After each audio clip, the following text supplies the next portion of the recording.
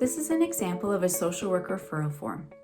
In long-term care, the form is typically located in point-click care under assessments, and in other long-term care homes or other residential settings, it may be in a paper form located in a designated binder. When completing a social work referral, it is important to provide sufficient detail in the additional relevant information section so your social worker can effectively move forward in assessing and providing support to your resident and/or their family member. Insufficient information means the social worker will need to connect with you to gather further necessary information.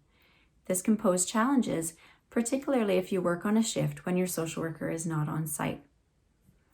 Issues that may prompt a social work referral include, but are not limited to, anxiety, mental health, consent and capacity, depression, family dynamics, loss or grief, suicidal ideation, co-resident dynamics, abuse or allegations of abuse.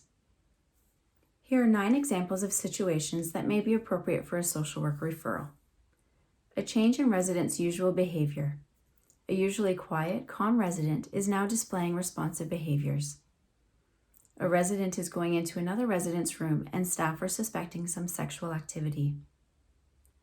Family are constantly expressing concerns to staff about care. Staff suspect a resident is being financially abused. A resident with mild to moderate cognitive impairment seems to be socially isolated, does not have visitors, does not participate in social programs. A resident says they do not want to live any longer. A resident seems to be having a difficult time coping with their declining abilities. A resident seems overwhelmed with their current situation. They are anxious, easily irritated, easily teary. A resident has just moved to the home and both her and her family have unrealistic expectations of long-term care. Why is it important to document referrals instead of providing a verbal referral? A social work referral needs to be documented in the resident's chart as it is information related to the resident.